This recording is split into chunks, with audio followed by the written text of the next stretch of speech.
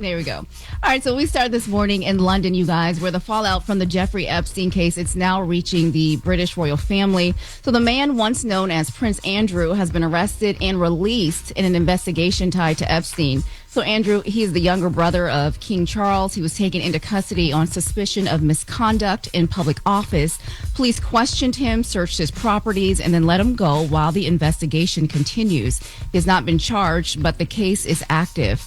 So police are looking into whether Andrew shared confidential British government trade documents with Jeffrey Epstein back in 2010. When Andrew, he was serving as the UK's trade envoy.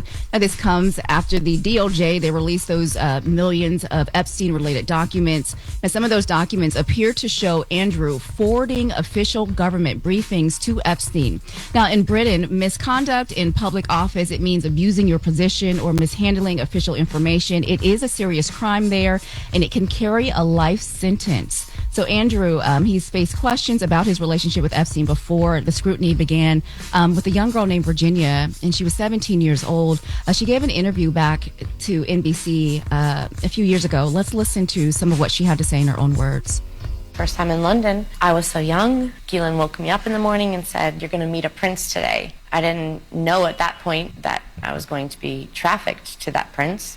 That night, Prince Andrew came to her house in London, and we went out. Prince Andrew got me alcohol. It was in the VIP section. I'm pretty sure it was vodka. Prince Andrew was like, "Let's dance together." And I was like, okay. And we leave Club Tramp. And I hop in the car with Ghislaine and Jeffrey. And Ghislaine said, "He's coming back to the house. And I want you to do for him what you do for Epstein." I just couldn't believe it. I couldn't believe that even royalty were involved. So Andrew has repeatedly denied the allegations, though in 2022 he did settle a civil lawsuit without admitting any wrongdoing. Sadly, Virginia died last year by suicide. Allegedly. Allegedly. This morning, her family is speaking out. Her brother and sister, they spoke to the BBC. Let's listen to what they had to say. It was 3 a.m. our time when we got the news. A bit of a shock hits you in that moment, and I think we celebrated in that moment, and we were just all struck. And then the wave of emotions hit you because usually we can call her and scream with her on the phone and jump up and down with her and just get to tell her how proud we are of her and her tenacity and her courage. And if it had not been for Virginia, none of this would have been uncovered. None of this would have happened. And so we are just, we're all of the emotions right now. Let me ask you a question right fast. So you could be arrested without being charged? So he was arrested but not charged? That's what it said. He was arrested but not charged. Now, of course, this is overseas, so the rules could definitely be different, but they are still investigating. But yeah, I looked at that too, Envy, because I was like, oh, okay. But they said while the investigation continues, they did let him go. So I think the fallout for the Epstein files is going to be going on for years to come because I've been reading all these articles. The New York Times actually has a good one up right now. But there's a long list of people who are dealing with consequences over being in the Epstein files. You got all these ambassadors and CEOs who are resigning, and you got people being investigated. So things are happening because of them Epstein files. Wow. They are, but they don't seem to be happening in our federal government, but in private sectors and across, in other countries, they definitely seem to be happening. And to your point, Charla, the president, he was asked whether anyone in the U.S. will face arrest connected to Epstein, and this is what he had to say. Well, I'm the expert in a way because I've been totally exonerated. That's very nice. So I can actually speak about it very nicely. I think it's a shame. I think it's very sad. I think it's so bad for the royal family. It's very, very sad. It's really interesting because nobody used to speak about Epstein when he was alive, but now they speak. But I'm the one that can talk about it because I've been totally exonerated. I did nothing. In fact, the opposite. He was against me. He was fighting me in the election, which I just found out from the last 3 million pages of documents.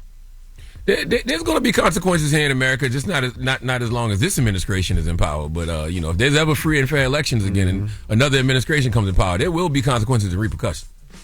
Absolutely. I definitely believe that as well. And really quickly, while all of that was unfolding overseas, here in the U.S., House Democrats, they traveled to Ohio to question billionaire Leslie Wexner. He is the Ohio businessman who founded Victoria's Secret. He is known for financially backing Jeffrey Epstein for years. Jeffrey Epstein managed his money. He lived in his properties and at one point had sweeping power of attorney over his finances. Members of the House committee, they traveled there to talk to him. No Republicans took the trip. And according to several Democrats who attended, they were not convinced by his answers. Let's listen really quickly what they said. He's claiming that there's basically was no friendship with Jeffrey Epstein or no real strong relationship, which we know by reporting that's just not true. He claimed that he was on the island for 1 hour and that he walked around with his family, and I asked him if any other individuals were there and he said no. And that was a kind of a repetitive thing that he said as well when we asked about if he had been to another property. He said, I was there for 1 hour. I'm surprised he remembers because he's like 90 years old? He is 88 years old, MB. He's 88 years old. And in the FBI files, he's listed as a potential co-conspirator. Of course, he denies that. And he told lawmakers that he was conned by Jeffrey Epstein and says that he did nothing wrong and he has not been charged of a crime. Yeah, and that don't sound like no family island. Why would you take your family to Epstein Island? You take your kids to Epstein Island? That's crazy. No way. Yeah. All right, well, coming up at 7, rising housing costs, they're causing a change in how Americans live. And for some, that financial pressure is creating some tensions at home. We'll talk about it in the next hour. All right, and everybody else, get it off your chest. 800-585-1051. If you need to vent, phone lines are wide open. So call us up right now. It's The Breakfast Club. Good morning. Ray! Yo, Charlamagne, Envy, what up? Are we live? This is your time to get it off your chest. I got an indoor pool, an outdoor pool. We want to hear from you on The Breakfast Club. We can get on the phone right now. He'll tell you what it is. We live? Hello, who's this? Breakfast Club family. What's up, Envy? Hey, what's up, Trav? Yeah, chillin'. Jess Hilarious. What's up, baby? Hey, babe. Charlamagne. Trav, you know we just said we tired of hearing from you. No, we did not. Yes, we did. We literally just said that. We literally said we tired of hearing from people like Trav, the same people over and over, and you the first person. How are you, sis? You know what's so crazy? You know what's so crazy? What? I'm calling because this girl climbed out the gutter yesterday and came into my DMs, and guess what she told me yesterday? No, what? She said she's tired of me calling the Breakfast Club every day. Damn, you called today to tell us. Who the hell climbed out the gutter? That's a reference. Cause she climbed out the gutter. And I'm just going to say to her, first of all, y'all are like my J. Cole's, and you need to have people like me. Being that she don't do nothing in life, and she's never going to do nothing in life, she don't understand what it is to have some true supporters and genuine supporters. Jesus, Trav. But yes, I wake up every single day, and I call one of my favorite radio stations. Period. The same way, if I could call J. Cole every day and talk to him, I sure will wake up and call him every day. So I love y'all. We appreciate you, Trav. We do appreciate. We appreciate your support, Trav. Always. Trav been riding with us for a long time. That's right. Hello, who's this? Love a black man grinding. What's your name, Mama? I'm trying to. My name's Yolanda Denise. How are you whispering? Good morning. You okay? No, I'm not. I'm calling you from Mount Sinai Hospital. I have been disabled and sick as of COVID. I was in a coma for months and in a lot of pain. I have 2 children. I reached out to the dad who hasn't been in their life over 10 years to try to help out and see if he can help them. Now, he's taking me to court in a few weeks to pay him child support to take custody to a man who's never been in their life. I'm not calling you guys. I don't want money. I don't need anything, but I'm trying to survive. I've just had a major surgery, and what I want to know is how can I find a court reporter, a black lawyer, someone to help fight for me. My court case is unfortunately in a Republican state where they love them some Trump, and a black female who now needs assistance or state aid, they look at you as low class and worth nothing. Why don't you put your email out there? Because we have a lot of listeners, and hopefully somebody can help you with the assistance that you need. So why don't you put your email out there, Mama? My email address is letter YWINGATE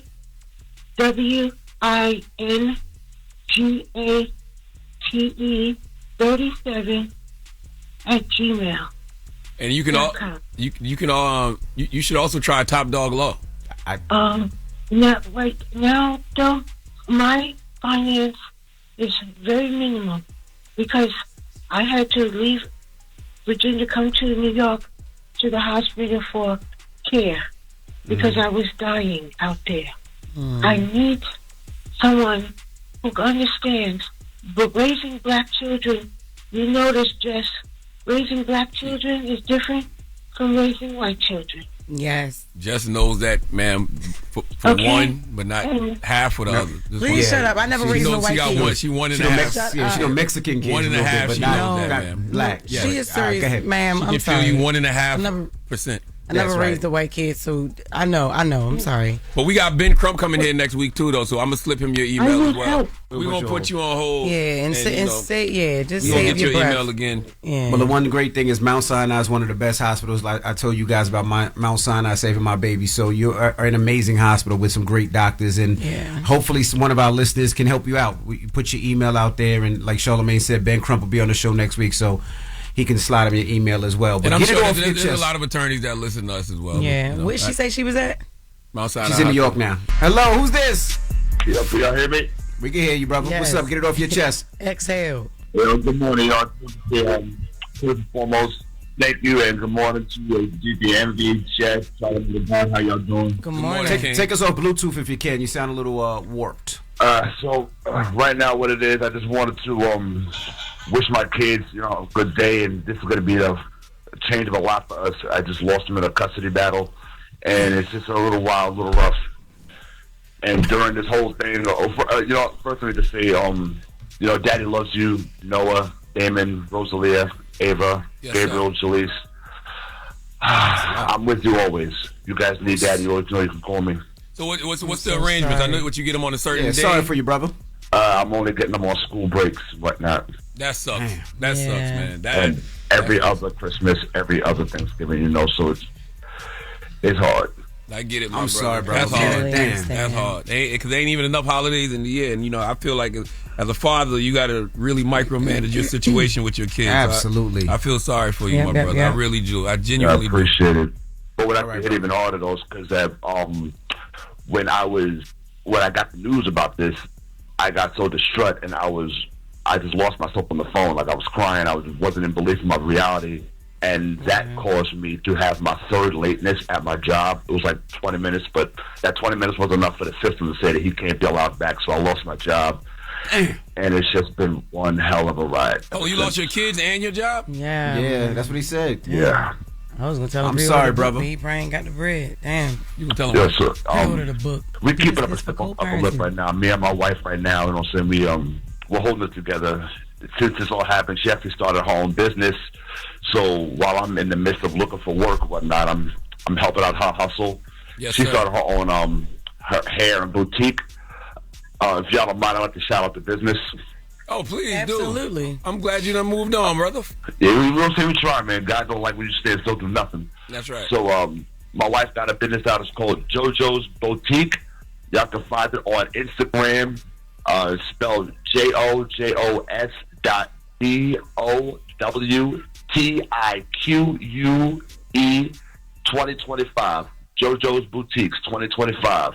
Hey, yo, you know what, though, man? Shout out to everybody. This segment is called Get It Off Your Chest. Yeah. You know what I mean? This is like when you ask people how they doing, you better be prepared for the answer. Exactly. All right? I thought somebody was going to say happy birthday. I'm having a great day. It's all good. It's all good. All when, right. when you ask, that's why when you ask somebody how they doing, you got to be prepared for whatever they say. And this is Get It Off Your Chest. People been getting things off their chest, man. So we sending all of y'all positive energy, love, and light. Okay? All right. 800-585-1051. Now, today is Friday, Charlamagne. What you doing for Donkey? Oh, today is Friday. Yes, it's the People's Donkey. You all right, man? You know what? Shut up, man. It's Friday. It's Friday. It is the People's Donkey. So you can call in right now, 1-800-585-1051, and give somebody the credit they deserve for being stupid. I'm going to be honest with you. I'm afraid to answer the phone. Yeah, I was going to say, man, all the sad stories threw him off, y'all. I am afraid to answer the phone. People are going through it. But please, yes, call up 1-800-585-1051. If you want to give somebody the biggest haul, you can do it right now. All right. And when we come back, we got the latest with Loren. What we talking, Loren? Top model. Hey, y'all. Good morning. Good morning, hey. LL Cool. Good morning. Yeah, so Eva Marcel spoke out. She's one of the faces of like top model success, and she said she was gobsmacked. Y'all know what that means? Oh, wow. What is gobsmacked? It can mean a series of things, but she said she was horrified when she watched the documentary. Oh, got you. All right, well, we'll talk about that next. So don't move. It's the Breakfast Club. Good morning. You're talking LL Cool, babe. Yeah, I'm not dumbing myself down. I'm being myself. Sources trust. I'm the homegirl that knows a little bit about everything and everything. The little brown girls look at you and go, I want to be like you. Take me through that. Take me through that. She gone. The latest with Loren LoRosa Take me through that. on the Breakfast Club. LL Cool, babe. Talk to me. All right, y'all. So Eva Pickford, Eva Marcel now. She was Eva Pickford when she competed on America's Next Top Model and won Cycle 3. She has come out and now she's talking about her reaction to the America's Next Top Model documentary. And I'm going to tell y'all, I knew that I was locked into America's Next Top Model, but I did not know that this documentary would cause all this fallout, okay? The girls are coming out with the things to say. So Eva, she's on CBS Mornings, and she's talking to Gayle King and the cast, and she says that she was amazingly horrified. Let's take a listen to Eva. I was gobsmacked. I was in awe. I told Jay my mouth was wide open. To be a part of a club and not know what's going on in the club is crazy. And though there is a level of relatability, one would assume someone having walked in the same shoes, I had no idea. I have been asked about Tyra for 21 years. Yeah. Do you think that the judges and the producers had a role in creating this type of environment, even if you never saw it? Absolutely. That environment could not exist without producers aiding and abetting what was going on. Exactly. What I will say, I will never fail to thank Tyra. What Tyra set out to do in this business, I will always say, she set out to change the world, to change what the modeling industry looked like, sound like, felt like, and expected. Salute to the good sister Eva. Going on Good Morning America, code switching.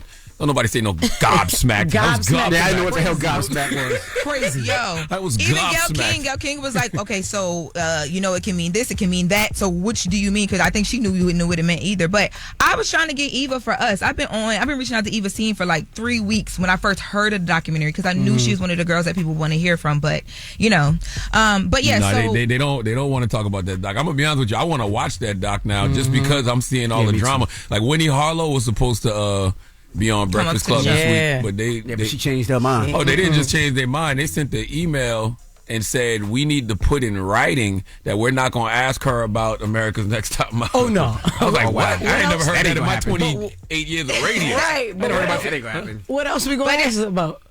Well, she's promoting the show. It's like it's a show on Amazon they got, I think. All right, yeah, but after that, then what?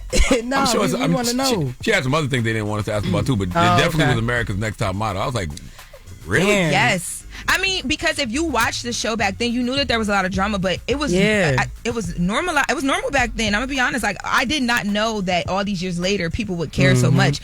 But it makes me want to see that doc though. I ain't gonna lie. Y'all need to go watch it because I'm trying to get Tyra Banks. Okay, I'm trying to get Tyra Banks for the show. I want to be gobsmacked. What? Hey, yo. So Miss J, Nigel Barker, and Jay Manuel, who were the judges, and like Tyra's like, when you see Tyra, you see them on the show. They sat down with Sherry Shepherd, and they talked about one of the points in the documentary that we found out. When we found out that Miss J was at the time paralyzed at the time that they did the documentary. He is now walking thanks to physical therapy. Amazing. Right? But he's on Sherry Shepherd talking about the fact that Tyra still hasn't come to see him. Let's take a listen. I couldn't walk. I couldn't talk. I was paralyzed. And then one day, I spent a year and 5 months in recovery. So I was inside the hospital. They came to visit me as well as Angela Bassett, just drop names. And Lisa Nash, George Lopez. Yes. So they all came to visit me. And but Tyra didn't. Miss J. Tyra has not reached out to you. No, she reached out to me. She reached out to you. Recently. Can we ask what she said when she reached out to you? Just, hey, well, I'm in LA, okay, and... But she reached out to me when it first happened. Yeah. Yes. So, and people were really upset about that because they were also reached out to him. She was like, "I gotta get to you. I gotta get there."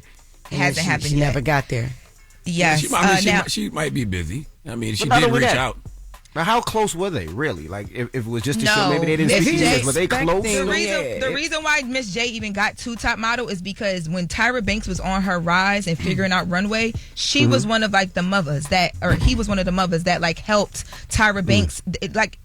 Yeah, like she should have went and and if seen he's him. expecting, She could have went and seen him. If we keep hearing him talk about it, and he was expecting that bad for her to come, they had to be close in some type of form of fashion. You know what I mean? I mean, and Tyra not as busy as Angela Bassett. That we know. Absolutely not. Right. No, but their hello. relationship could have been a lot different, though. You know what I mean? Her and Angela could have been, him and Angela could have been a lot tighter than Tyra. I don't know how, you know. No. And you know, Tyra could have been last time they gobsmacked. spoke. I love Tyra Banks, but there was no excuse for that. I was really disappointed. But let's get to Sherry Shepherd. You were because Sherry gobsmacked? Shepherd. Yes. When Sherry Shepherd watched the documentary, she had, let's just take a listen to her reaction. Listen. People don't understand when we are in power, the battles we got to fight that you will never know about. To keep a show on the air, people will tell us, if you want to stay on the air, this is what you got to do. And sometimes we make bad decisions and we look up and we go, in hindsight, maybe I should not have done it. I understand why people are mad. You have to understand the time that this all happened was in 2003. Reality TV was the wild, wild west back then. Every show was trying to outdo each other to stay on the air. We had people that were eating rats on Survivor. We had people getting in a vat of spiders on Fear Factor. Simon Cowell was telling people they sucked to their faces. That was a young black woman trying to make it in the reality TV game. What a great time. Hell Drop one yeah, of cool bombs for Sherry Shepherd for reminding us of what we no longer have. What Absolutely. a great time. And we'll never get back. Yes, you can. You can get it back. For real. Man, That's never gonna come back like that. Y'all, it could never come back like this. I Nah, respect they the never come brutal back like truths that. of Simon Cowell and Randy Jackson back in That's the day, right. them American Idol That's right. tryouts. Yeah, that was my favorite now, thing to watch. Now people are sued. They'll say they're traumatized and they say they can't sleep at night. It's a lot worse. 'Cause you This can't society is sing. weak. Yep. You decided to come here. You can't sing. But you know what's so wild about this, though? What? The people that complain, they're on platforms that are actually the toxic platforms now. Yep. Social media is just like how them shows used to be in the 90s, but they don't want it to exist on TV, but they can do it all on social media all day long. Because when people people also also my forget- hair, that one day I had to get off. Yeah, you took that hair out immediately. But I would say one thing: you could be mad as you want at these shows, but these shows have created stars, so they knew what they were talking about. Because some of the people that came from 100%. American Idol, that came from Tyra's show, created superstars at the time. You know, so they knew what they were talking about. America's Next Top Model is the most successful and longest running fashion reality TV series in history, according to an article I was reading on Bravo. So, I mean, and for Tyra Banks, a black woman, to be at the helm of that, I understand what Sherry was getting at, but I also do understand why people are upset. But, you know, for Sherry, this is very personal because her show was just canceled, and I'm sure, you know, she was always behind the scenes fighting, trying to make sure that her show was prevalent and doing all the things. So she understands it a different way. But guess what? You can be great or you can be safe. You can't be both. Rest in peace to my good sister Jasmine Waters, who used to always say that. And yet we still talking about America's Next Top Model all these years later. It's a documentary on right now that everybody's talking about. So y'all can act like y'all didn't enjoy that entertainment back in the day. We can look at it now through a different lens because, you know, people are older and times have changed. But don't act like you didn't enjoy that entertainment, and don't act like you're not being entertained by it right now. I sure did. I want to Not be on there. entertained. I did too, girl. Girl, what? I was like, I so cut many my hair. times. I close my gap. Whatever y'all need. What's going on? Too short. I wanted to. No, Eva was short. Eva was the shortest one, and Eva that was her storyline. Ate them girls up. Girls up. But I want to mention as we wrap, we talking about shows and We gotta cancellations. wrap right I saw now, Lauren. yesterday. We gotta wrap. I'm sorry, We gotta wrap right now. Well, we'll talk about it next hour. Jennifer Hudson's show is not canceled. She's back for another season, so we'll get into that. Hey, so now That's I can all right. get on there, go through the tunnel. That's the latest with Lauren. Now, when we come back, also, Charlamagne does this on Friday. He gives the donkey. He lets you guys give whoever you The want People's the Donkey. You can call That's me right. right now and give somebody the biggest hee-haw. 1-800-585-1051. It's The Breakfast Club. Morning, everybody. It's DJ NV, Jess Hilarious, Charlamagne the Guy. We are The Breakfast Club. Let's get in some front page news. Now, you know, I've been watching the Olympics. I know Mimi's watching the Olympics because she's from Alaska. It's the Winter Olympics. But let me bust it I down. don't We like how catching you up, be Jess. stereotyping Mimi, bro. What you I really mean? don't like that. Okay? She's from Alaska. That means nothing. It's the Winter Olympics. She says she ice skates. You know how to ice skate? You're from the Dominican Republic. You don't salsa. That's crazy. I'm not from the Dominican Republic. If I was, I would salsa. And that's not a part of the Winter Olympics. Yeah, that's right. That's right. Well, anyway. Ain't that what everybody taking to lose weight? Just go ahead, yo. Please, just go ahead. Now, Norway is winning the medal count. They have 34. The U.S. is catching up. We have 27, and Italy has 26. Mimi, don't you watch the Olympics? I do watch some of the Olympics. She just started yesterday. She ready live. To the hockey. Glued to the hockey. Also, really quick, shout out to Layla Edwards. She becomes the first black woman to win on the hockey team to win that gold medal. See? So, you know. See? Mimi says she used to play hockey. She said she used to skate. Nah, she used to just skate. Yeah, regular skating. I wanted to be a figure skater, actually, back in my day. Yeah, but it didn't work out. Right. See, that's only Alaska. You from Baltimore. They don't figure skate in Baltimore, yes, right? Yes, we do. Oh, right down the harbor. Every year they bring the ice skating rink down there. We used to do it down. We used to get it in. Whenever a black person, we used to get it in. They lying their ass off. That's all. We used to get it in. What's up, Mimi? All right, y'all. Okay, so we start this hour with a conversation about aliens that has suddenly become, very real in Washington. So it began with a podcast question to President Obama. He was asked whether aliens are real. He answered, they're real, but I haven't seen them. And that clip, it went viral, prompting Obama to have to later clarify that he was talking about the probability of life somewhere in the universe, not that aliens have visited Earth. And he said that there is no evidence that extraterrestrial contact has happened while he was president. But President Trump, someone asked President Trump about it, and he responded accusing Obama of revealing classified information. Let's listen to what Trump had to say. Well, he gave classified information. He's not supposed to be doing that. You know? So aliens are real? Well, I don't know if they're real or not. I can tell you he gave classified information. He's not supposed to be doing that. He made a big mistake. No, I don't have an opinion on it. I never talk about it. A lot of people do. A lot of people believe it. I may get him out of trouble by declassifying. We know. I tell you one thing, Barack Obama better not jaywalk in Donald Trump's America. Donald Trump is looking for a reason to put them handcuffs on Barry. Oh, you hear me? Yes, he is. Damn. Yeah. So Trump now says the Pentagon and other federal agencies will begin releasing government files related to aliens, UFOs, and what officials call unidentified aerial phenomenon, or UAPs.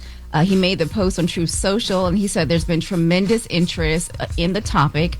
So we don't know yet what is in those files, but we don't know when they'll be released. But the Pentagon, it already has an office dedicated to tracking UFO reports. It's called the All Domain Anomaly. I don't know if I'm saying that. Anomaly. Thank you, girl. Resolution Office. So as of last year, the government, they've logged more than 1,600 reports of unidentified sightings, but many have been linked to like weather balloons, birds, even plastic bags.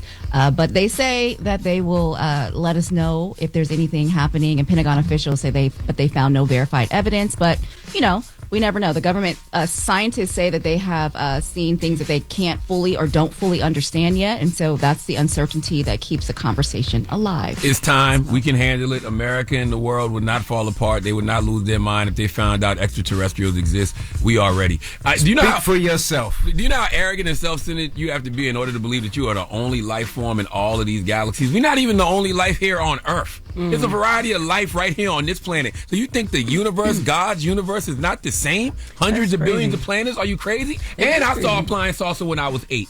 And you ever seen that movie Signs? Oh, boy. Yeah, I did see saw Signs. that thing from Signs. When I was waking up one morning, and it was standing over me, and as the sun came up, it started to fade away. Extraterrestrials are real. That was Wendy Williams. That wasn't no damn alien, man. You're crazy. Shut up, Envy. No, I got a better movie. They Live. The movie, it came out in the 80s with Keith I remember David. that. Hell yeah. That's what I feel like is going on. You ever seen that movie, Envy? No. No, you never seen it? You never seen it, Mimi? No, I remember They Live. Man, it's real good. Y'all need to watch it. They the type of alien things I think is going on. Y'all really think God created all these planets just to be empty, though? Like, just think about that for a second. No, I think it's some aliens. We're aliens to somebody. You right. I mean, technically, you are for real because we're not sure about your papers. But there's a new housing survey that's raising questions this morning about roommate red flags. It says that more adults in their 30s and 40s, they're sharing space again because rent is just simply too high. So recent data from Zillow, it shows living alone can cost renters more than $10,000. And so people are splitting it because financially it makes sense. But respondents say, this is what's interesting, respondents to that survey say that they're facing issues that they thought they left behind in college, like dirty dishes stacking up for days, boyfriend or girlfriends that are practically moving in without paying bills, and late payments that in some cases their credit is being affected because someone on the lease isn't keeping their part of the deal. So housing experts say the biggest challenge isn't the rent, it's communication. They recommend setting expectations early, putting financial agreements in writing, and addressing those small issues before they turn into major conflict. So wow, that makes sense to me. You know what I think is also going to happen in the future. I think we're going to see more polygamy too, because people shacking up. No, not shacking up. I think that you're gonna really see, people with multiple wives, in these relationships, women with. But that's what I mean. Yeah, multiple shacking up because they can't afford it, so save they money, have to live with each other. Yeah. I mean, they might learn to love each other too, but I'm just saying. I think it's gonna start. It's gonna be a lot more of that because of financial reasons. Yeah. Yeah, for sure. It's prevalent right now. Okay, guys. Well, that is your I'll front be page homeless. news. I ain't got time. I will be outside. You wouldn't let Chris get another wife? Hell no. Well, he'd be outside. It'd be better for him to be outside than me. Would y'all at least discuss it? No, it's no discussion. Ain't no less discuss. Yeah, all right. What you talking about?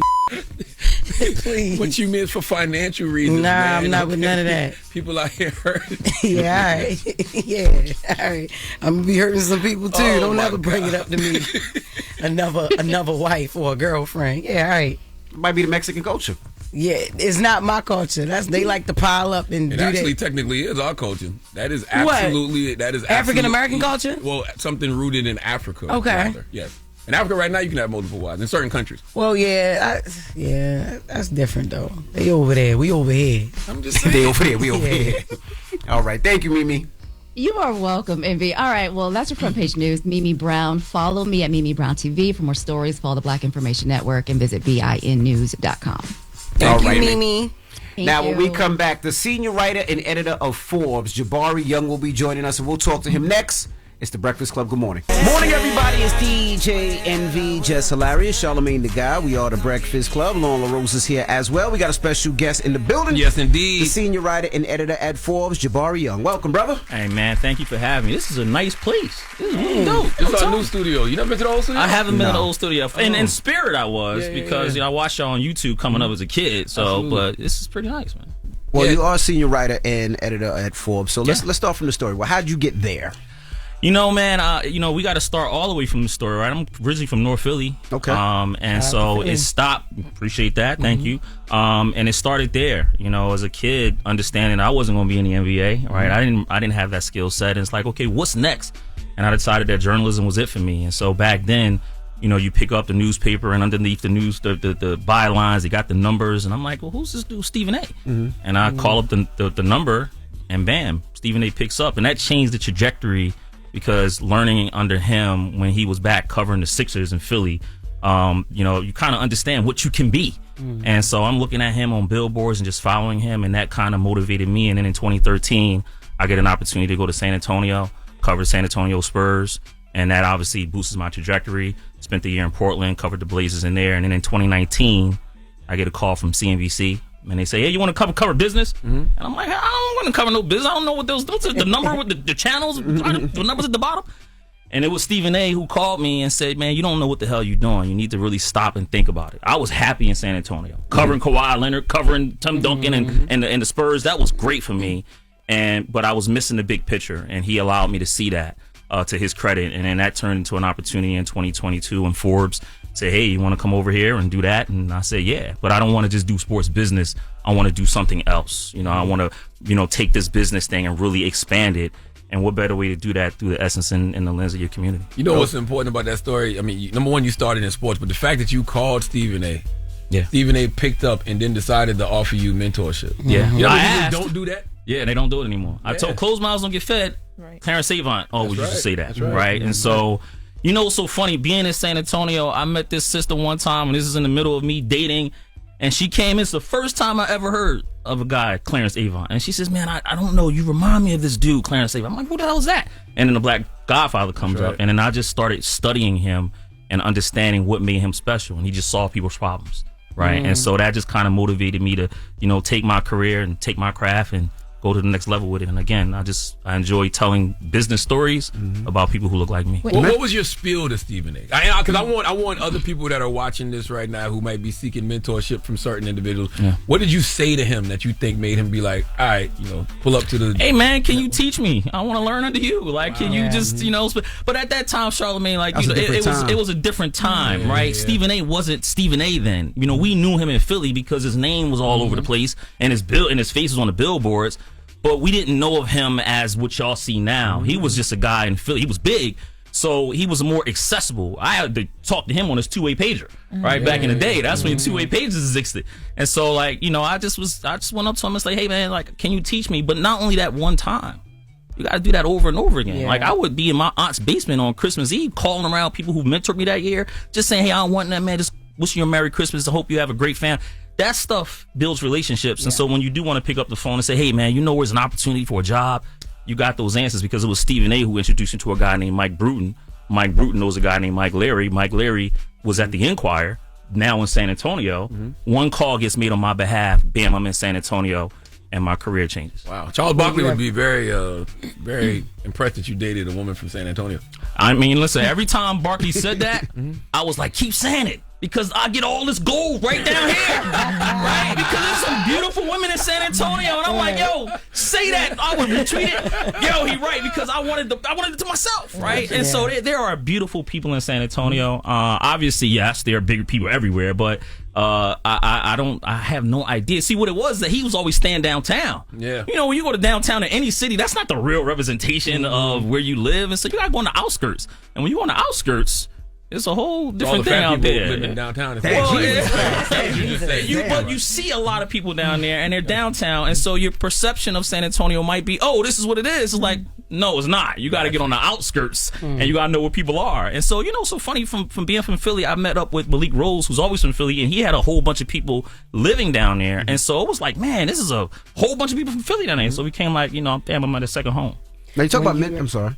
When you were calling around for mentorship, were you ever told no? And if so, were you discouraged by that? Yeah, I was told no sometimes. A couple of the ones I kept on email. I'm like, I'm gonna remember this one day. I'm gonna call you up and say, what the hell with you? But yeah, of course, because you be thinking that everybody has time. But then now being in the position I'm in, I realize that's false. You don't have the time. Like, I'm sure y'all get hit up all the time. Y'all can't always answer everybody's stuff. No. You know what I'm saying? And so like it was one of those things where, when I was told no, I just stopped taking it personal and just like, what, I got this crew of mentors over here. I'm going to just start building with them. And obviously Stephen A was a part of that group. Do you mentor people now? Yeah. Because I know the mentoring game has changed a lot, right? Because people are more scared now. Because back then you could call anybody, you tell somebody come on the road, but now it seems like things are more structured. You have to go through this protocol. You have to have a resume. You have to graduate from here. When before, even working at radio, you wanted to be an intern, come be an intern. Yeah. The way I do it is that if you show persistence, then that's when I take you seriously, because that's what I was. I was emailing people left and right. Yo, man, hey, if you missed that email, hey, just wanted to follow up. You got the time, and I would do that, repetitiously. And so what happened is that people start to say, man, he's serious. He wants some of my time, right? And so, like, hip hop artists should do that all the time. That's where it motivated me from. Like, being from Philly, it's like, man, these dudes should show up at the radio station. I need to do what I need to do to make sure my career. On radio. We went to radio all the time. I don't know about Charlamagne, but I didn't get paid at first. It wasn't about the money. I was in Philly. I just wanted the knowledge. Yeah, I was in Philly doing radio updates at 100.3 The Beat. Stephen Collins, God bless his life, was there at that point, and he allowed me to understand the radio lens of it. And just so watching guys like Stephen Collins and Stephen A. and people in Philly, Elmer Smith, those columnists, like that was it for me. That was powerful. I worked at 100.3 The Beat as well. Yeah, I know. I was there. Yeah. They got fired, right? Yeah. Got fired. Yeah. I remember that, man. That was a great time though. You remember when he got fired? Yeah, because the Beanie Siegel interview, he played that, and everybody was on Philly like, "Yo, did you hear that Beanie Siegel interview?" Wow. It was one of the most interesting times in Philly hip hop, history. Yep. And you were a part of it. Yeah. And they said Jay-Z got me fired. Yeah, Jay got you. That was the rumor. Did you ever confirm that was true? That was the first question we asked him when Jay-Z came. I remember that. He didn't say anything. I don't remember. What did he said? No. Yeah, he said no. I thought he just laughed it off. Nah, he said no. And I remember another time we had a conversation about. He was like, "Yo, did I really get you fired?" But it worked out for you though. I think so. Yeah, it did. I think it worked out. Doing all right. When Stephen A. Smith first called you and said that you were thinking about things wrong or you were doing it wrong, what was the first conversation after that? Like, what was the breakdown and build back up like for you with him? Well, that was a rough conversation to have. I was pulling into my aunt's house in Dallas, visiting her, and I get the call late at night, and he's like, yo, man, CNBC's calling me up, and they, because I put him as a reference. What's this about? And I'm like, I don't know, man. I'm just, I'm down in San Antonio. I like covering the Spurs. I just broke the Kawhi Leonard joint, and, and Arce Buford. Yeah, all that, right? All that, Charlamagne, and so he says, Jabari Young, the hell with that. The Spurs ain't gonna do a damn thing for you. And so I'm looking at the phone like, damn, why Stephen ain't talking to me like this? I'm kind of like, taken aback. And then, but when a mentor talks to you like that, then that's when you really got to say, damn, he's only doing that because he cares. Say it again. He's doing it because he cares. Yeah. Right? And you got to hear those things that you don't want to hear. That's true mentorship. That's people that's really in your corner. And so I hung up the phone and I just was like, damn, let me just step back. And I took a trip to Portland because up there, great waterfalls, mountains, phenomenal, just to go hiking and just to clear my mind. And at that point, I'm like, man, you know what? This could be big, man, at CNBC. This is business. I could set my daughter up for, building networks in Wall Street. Like, damn, this is big. And so I'm glad I did, because if I don't take that position, I don't meet you. We not at the NASDAQ, and I'm not doing that story that was published on you. Absolutely. That's dope. Absolutely. Now, when you talk to a lot of these, wealthy people, whether they're millionaires, billionaires, people on the Forbes, are they happy? And the reason I ask is sometimes a lot of people will say making all that money, they forget the finer things in life, which is usually family. And you see that a lot with people. So do people seem happy to you? I don't know, man. Are you happy? Very. Well, he's happy. Yeah. That's big. I don't appreciate all this bald head bonding going on over there. The ball, we gotta stick together, man. We'll take your hat off and join us.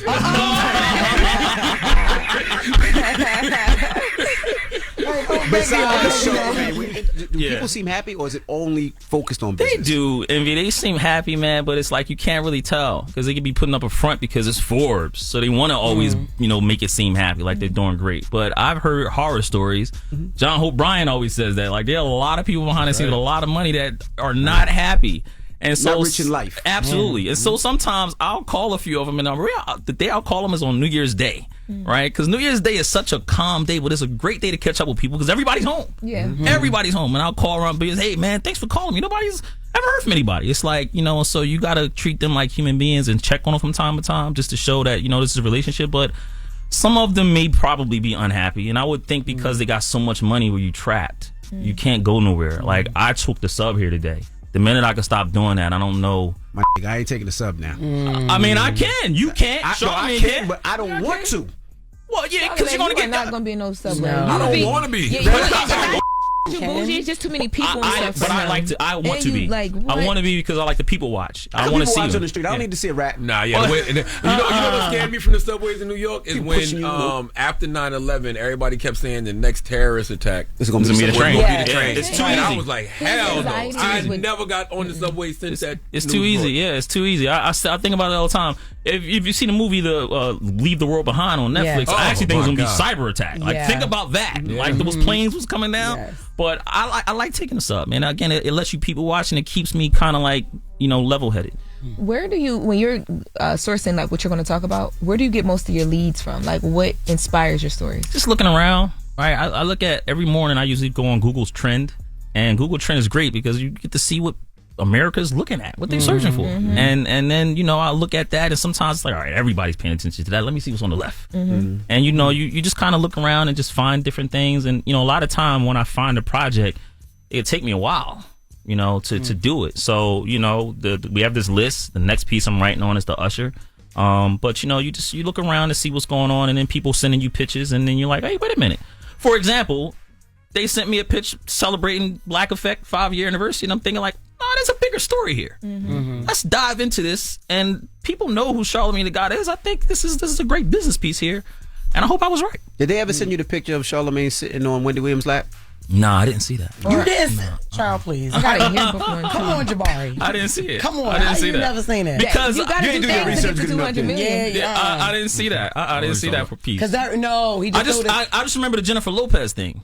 Damn. Yeah, I kept looking at that one like, man, but really, you know why you wanted didn't to know what see it smelled like. Did I did. I really did. I ain't gonna front. I was like, he never said what it was. Let me find out what it is, right? I want to ask him in the name of journalism. How does it smell? That's what it is, right?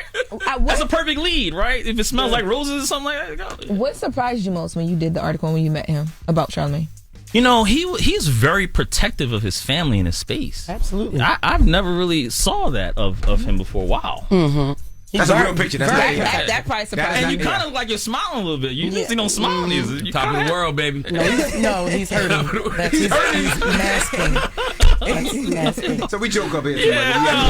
Top of the world on Wendy's lap, baby. Top of the world. He's very protective of his family, Charlamagne, because usually I always ask people if I always want to be invited to your house. I feel like if Forbes, we should be invited to your house. He let you go to his house? No, that's what it was. And so I was trying to figure out, I said, man, what does this dude live in a bat cave or something like that? And so, but that was what it was. But I respect that, though, because me having a daughter, when she was first born, I would always tell my family, if you take a picture, please leave it off the internet. Mm-hmm. I don't want my daughter on it. I want her to enjoy her childhood. She's going to have that opportunity. So when he said it, and I know I'm a girl dad, too, and he has girls, that's when I'm like, yeah, okay. And then it was great. I have a phrase, it's not happening to you, it's happening for you, right? And so I'm like, all right, what is the opportunity here? And the comic book thing was gold for me. And so I'm almost glad that he rejected me coming to his house. Thank you. You said you was about to do something with Usher. What happened with Usher? Well, he started, they have the Boys and Girls Club in Detroit. He has a foundation out there, and they're doing a lot of work. And Usher's been doing that, for 20 plus years now, making the time. And I feel like it's time to tell a great business story around what he's doing and what he's trying to do with his foundation. And again, the fact that it's in Detroit, not in Atlanta, not in where he grew up in Dallas, and what was that? No, down south he grew up in, Tennessee. Yeah, Tennessee. Not them, but I think because he owns part of the Cavaliers. No, he sold. Oh wow, he sold. Yeah, he sold his portion of the Cavaliers. Yeah. Now, y'all breaking news. Yeah, he has sold that. He told me. Yeah, he sold it. He told me at the top of the year. Wow. Yeah. He got some cake. What number, Jabari? Mr. Forbes? How much?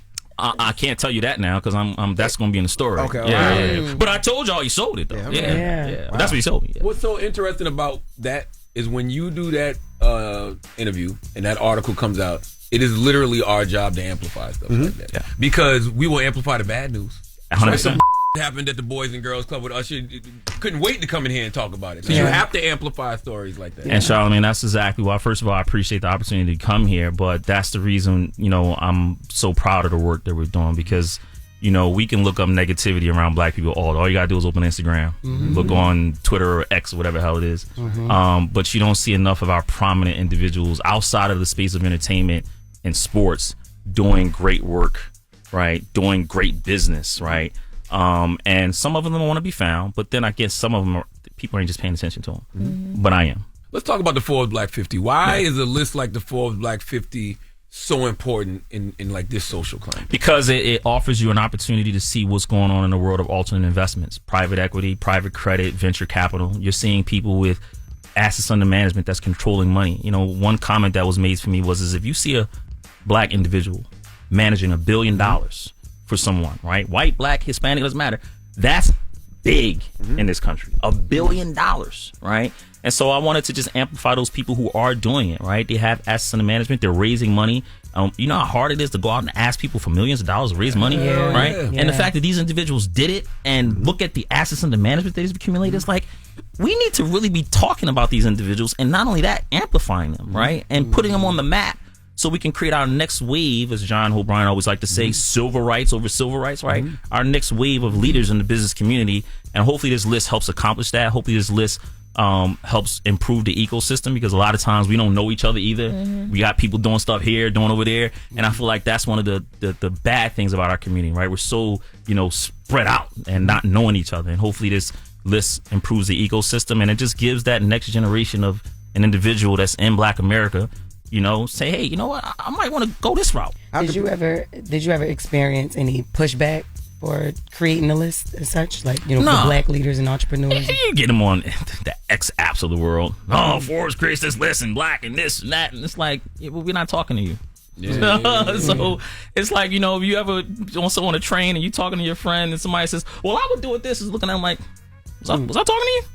Why are you in this conversation? Right. And so you get that type of pushback, but you ignore it because I'm not talking to you. We talking to some other people. And if there's anything, other ethnic groups should look at this list and study from it too. They might find something that they know. It's nobody saying it's inclusive of you looking at it and learning from it and studying these people. It's just, this is a list for us. How do we amplify your work, Jabari? Where can they follow you? Where can they get your stuff? Listen, man, Forbes.com, Forbes BLK. Again, Forsby OK50 is out. And JB_Young on Instagram. And that's that. On LinkedIn too. Y'all need to get back on. Y'all need to get on LinkedIn. LinkedIn is a dope platform. Yeah. LinkedIn is great. Yeah, I gotta follow you on LinkedIn. Yeah, LinkedIn is wonderful. The conversations they have on LinkedIn it makes more sense about a lot of things. So it'd be topical, but it's like the deeper dives, but it's just from like a different no elevated, arguing. It's just I don't want to sound bougie when I say it, but it's just like an elevated conversation around all the things that you get everywhere else. I didn't even know there was conversations happening on. It is. Threads is kind of like that, but it's starting to get a little bit crazy. But Threads can be like that as well. Yeah, I'm done with I've maxed out my social medias. I don't want to go to another platform. I said the next one I would go to if I had to do it would be Isaac Hayes and Fanbase. That's I gotta do that with Isaac. Yeah. Jabari, did you know that the newspaper is written on a third grade level? Yeah. He is the. I know, but I don't. Charlamagne told me that. Yeah. But Charlamagne be playing with me so much because I'm very gullible when it comes to him. I be believing things and he'll trick me. Okay. It's Jabari Young. It's the Breakfast Club. Thank you, my brother. Appreciate it. Good morning. It's the Breakfast Club.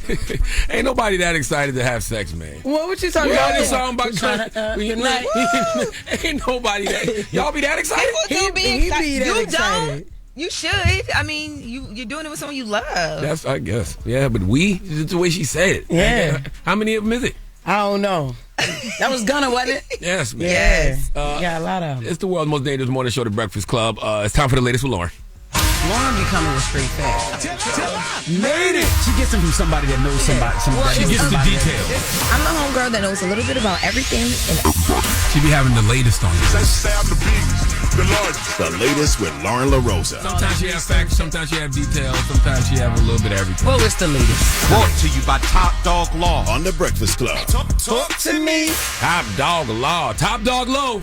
All right, y'all. So I want to first, before we get into the rest of the latest, really quick, I want to mention yesterday, Eric Dane, it was announced that he passed away at 53 years old after an ALS battle. And most people will know him from Grey's Anatomy. Yes. I know he also was in Bad Boys as well, too. Some people know him from Euphoria as well. But he passed away, and he was very vocal about his battle with ALS and the journey that he was going through on it as well, too. So I just wanted to send some love to his family. Absolutely. And I saw a bunch of fans. I saw Martin post him yesterday and talk about how much of a good person he was and just sending his family some love. So just I'm a big fan of Eric Dane's work. Yeah, I know him from Euphoria. He played the gay father on Euphoria who was living the double life. Yes, he wasn't out, but he wasn't out on the show. He was. So he was a closeted gay father on there.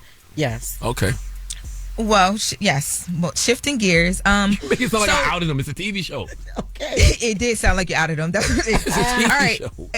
All right, y'all. So, in other news, speaking of TV shows, so yesterday it was announced that the Jennifer Hudson show was renewed for a 5th season. Hey, that's amazing. Amidst all the daytime TV talk up. Now, I had told you guys sometime back when Sherry Shepherd's show was announced to be that it was going to be canceled, that I was told by a source that Jennifer Hudson's show would not continue, that they were next on the list of the chopping block, right? Mm-hmm. Now, great sources be wrong sometimes. It's okay. Yes, and I went back to the source and I'm like, hey, you were great. Because I knew before Sherry was announced. I knew before Kelly Clarkson was announced. And I'm like, what happened with this one? But what I was told was that, from what I'm being told, she probably took a pay cut because the conversation is still there about finances and being able to afford shows and afford teams and all that. But whatever she had to do to keep her show going, I'm not mad at her. So how long is the renewal? The renewal is for a year. And that's another thing as well, too. So she's renewed for a year. I've seen renewals for shows be like 2 years, 3 years at some point. But I think, where we are right now and all of this, it's just, you got to play it by season. So, I just feel like them shows cost too much to produce now. Like, they cost way too much to produce now. And when you have, like, streaming platforms like Netflix, putting, shows like Breakfast Club on and, other podcasts, it's just cheaper to produce. Oh, by the way, we're worldwide on Netflix right now, right? Like right now, starting today. So, you can listen to us and you can watch us in other countries on Netflix now. So we might be a daytime show in one country, a late night show in another country now. Yes. Okay. We're everywhere except for, hold on, there's 2 places we not. Hold on. Well, go ahead, we're in Barbados? Yeah, we're in Barbados. Okay, because a lot of people from Barbados have been DMing me saying that they want to see us. Okay. We're not in Korea, in Vietnam. Oh my God! And I got friends over there. Why? They've been trying to watch it. Not you got sources over there. Yes. Well, in other news, speaking of sources, I told y'all yesterday that something was coming with Jay-Z, and y'all thought I was crazy. Yes, we did. But it happened. It came.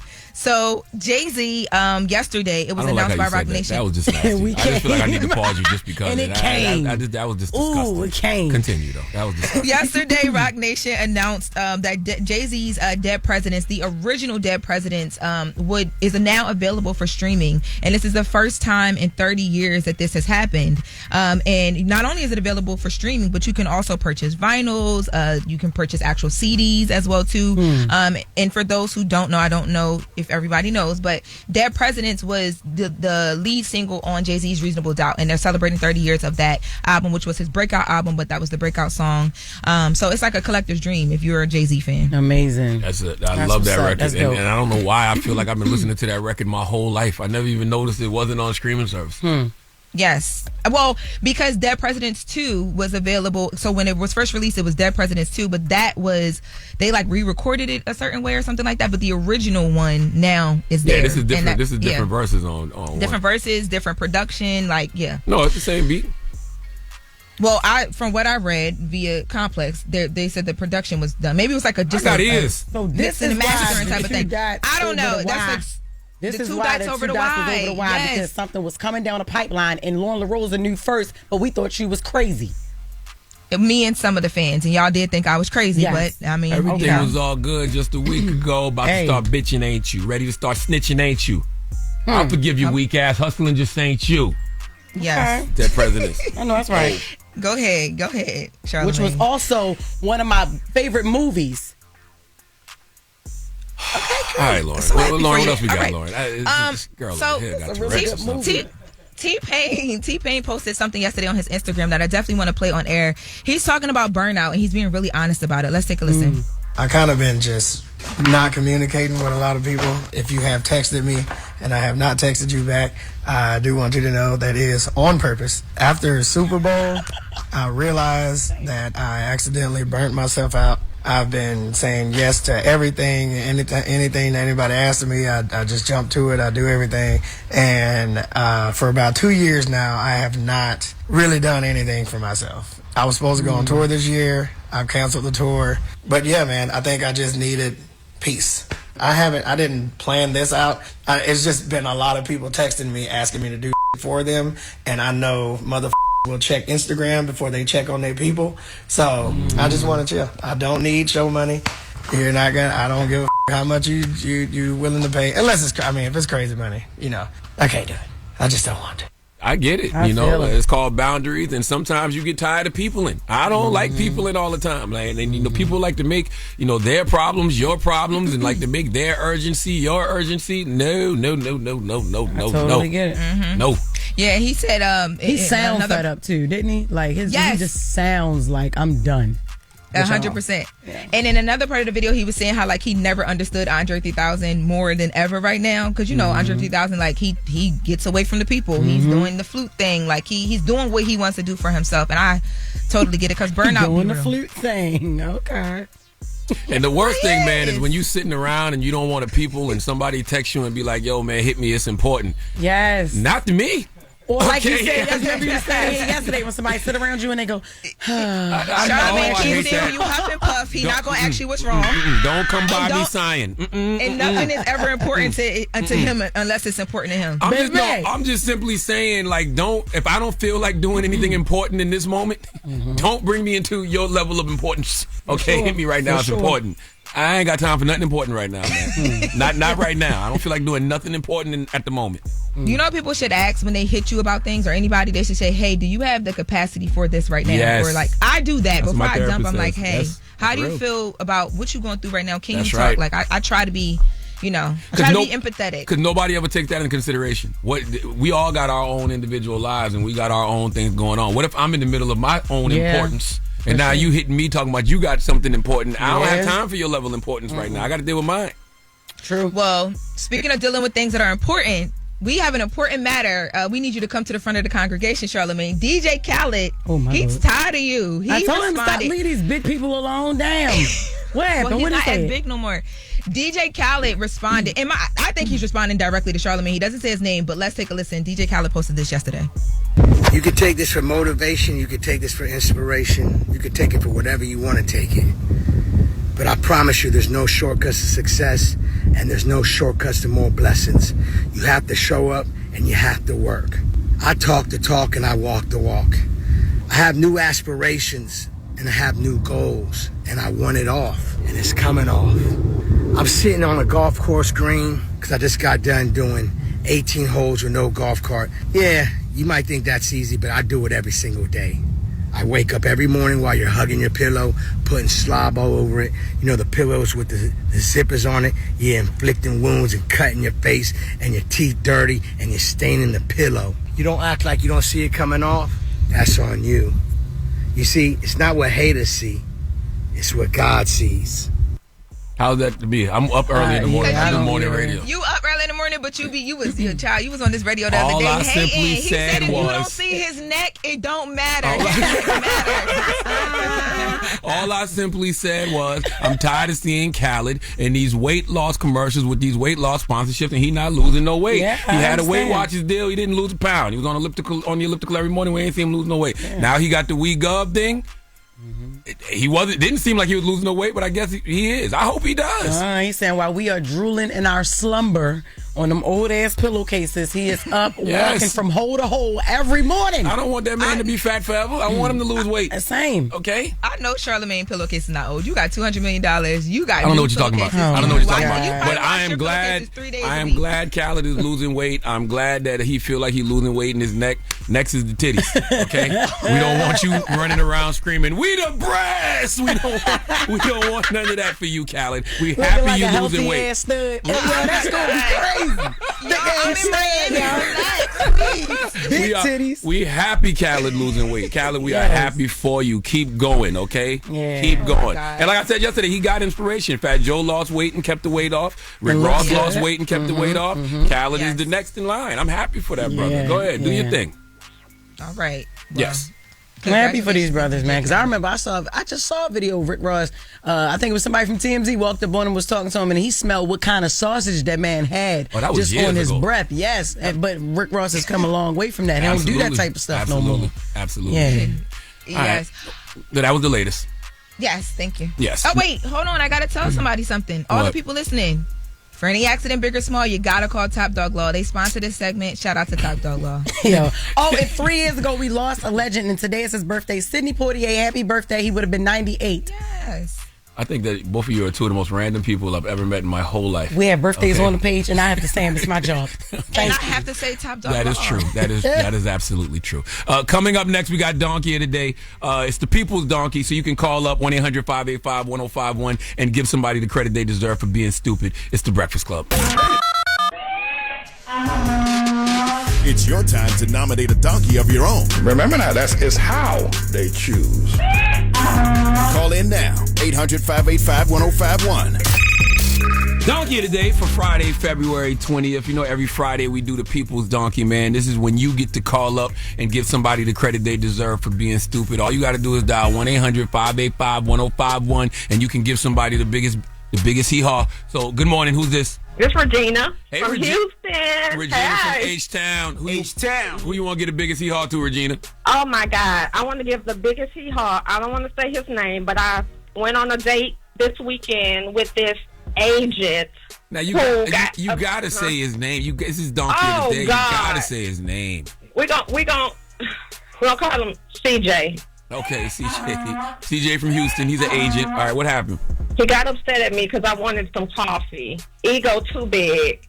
Had me riding around with him, gave me access to all the celebrity parties, and he thought because of that he could treat me like crap. What was going on in Houston this weekend? Not Houston. I was in L.A. Oh, L.A. for All-Star Weekend. Gotcha. Yes, All-Star Weekend. Yes, I actually went to some parties, had a great time. Oh. Was good as long as I stayed in line. Oh, okay, but you didn't. He thought that he was just going to woo you by showing you all of these different parties and being around all of these different people. Absolutely. And then I'm a nurse. I can take care of myself. I don't need him like that. Then he got mad when you ain't want to give him none. Well, he got mad at me because I wanted coffee. Oh, after you gave him some, you wanted some coffee. Why is he mad? Yeah. Why he so mad about coffee? I don't know why he's mad about coffee. I just wanted some coffee. I don't know what's his problem. But This don't sound right now. You made something missing from the story, and I don't know why you don't want to tell us the whole story. okay, so you understand? Okay, I understand how celebrities move. You move. You have a schedule to keep. Yes, ma'am. Well, this particular morning, he was late coming downstairs. We were supposed to be ready for 10:30. I was waiting for him for an hour. So I decided to go get coffee. And when I decided to go get coffee, he got upset. Oh, see, you ain't tell us the whole story. I understand. So he was running late. What's the whole story? Because he was running late. He had to be with a client. You already was sitting down there for an hour.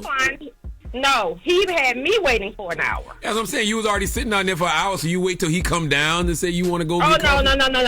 No. I got my coffee well before he came down. And then when I was on my way back, it took me literally 5 minutes. And he got upset at me. So what's up? You're not going to call him back no more? No, absolutely not. I'm not dealing with that. Damn. No, absolutely not. I understand. I got another thought, but I'm going to keep it to myself. Because I'm thinking that he might have been with you when you had coffee before, and then he's never. This was our first meet. Oh, it's y'all first meet, okay? Because coffee be making girls poop crazy, so maybe you. Oh my God, yes. Hey, no, that's what I'm saying. No, I'm not that girl. I'm not lactose intolerant. Okay, all right. Well, thank you for calling, man. Appreciate you. Good morning. Who's this? What's going on? It's Robert Stewart from Detroit. Robert Stewart from Detroit, man. Salute to everybody who listens to us on JLP in Detroit, right? JLB, WJLB in Detroit. I'm sorry. What up, yeah, WJLB for sure. Yes, sir. Salute to everybody who listens to us on 97.9 WJLB in Detroit. And salute to everybody who listens to us on 93.7 The Beat in Houston, too, for the last caller. But get it off. Give somebody. Who you want to get the biggest hee-haw to, sir? Man, I'm trying to get the biggest donkey to this chick named Loren, man. What Loren do? Man, I let her live in my house for 3.5 years for rent-free, man. She tore my house up. Roaches, rats, holes all in the wall. I asked her, I'm like, how'd the house get like this? She like, I don't know. The kids just don't listen to me. So the neighbor ended up calling me next door, was like, hey, man, that chick don't even be at the house. He had 4 years of camera footage showing me her not being at the house for 2 or 3 days, leaving the kids at the house, popping up at the house, running in and out the house. I don't know what she was doing. It sounded like she was probably prostituting or something, but at the end of the day, I'm just trying to warn anybody who got any type of properties, do not let her rent from y'all, and she go tear y'all up. And what's her name again? Lorraine from Detroit. All right. Well, thank you for calling, my brother. Damn, yeah. All right. Thanks, Charlamagne. And tell Envy I said what up, and Jessica I said what up, too. What up, man? What up, brother? What up, bro?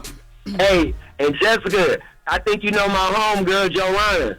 Oh, yeah, Jolana Lewis. Yep, I know Joey. Jolana Lewis, yep, that's my ex-girl, man, from high school. Oh, damn, that's what's up. She don't want you claiming. I seen y'all in some pictures. She don't want you claiming her, bro. That was 20 years ago. She do not want you claiming her. Man, she probably still like me. I'm that guy. She done gave her life to the Lord. She different now, so you know. I gave mine to the Lord too. Hallelujah. A dude will say anything to get some approval from me. I gave my life to the Lord too. You know I'm Muslim now. Assalamu alaikum. Hey yo. He called your whole government name Jessica. Yes. Jesus. Good morning. Who's this? From Detroit. What's up, family? This who from Detroit? Your phone went out a little bit. My bad. This is Jay from Detroit. Jay, what's happening, my brother? Who you want to get the biggest hee-haw to? Everybody in New York, including my homeboy, Stu Watson, stay in Brooklyn. He said the Knicks was going to do something bad to Detroit last night. And we seen what happened, man. Them boys got spanked. BTA. Hey, belt the ass. I'm going to tell you something. Detroit Pistons look good. You know what I like about y'all? Y'all like bullies out there on the court. Like that old school bad boy Pistons basketball. Man, that's Detroit at its finest, man. That's the city. That's the community. That's the environment. That's the people, man. We gritty. We bullies. We grind it out. And that team is a true testament to every citizen in the city of Detroit, man. Well, let's see if y'all can do it in the playoffs when it counts, sir.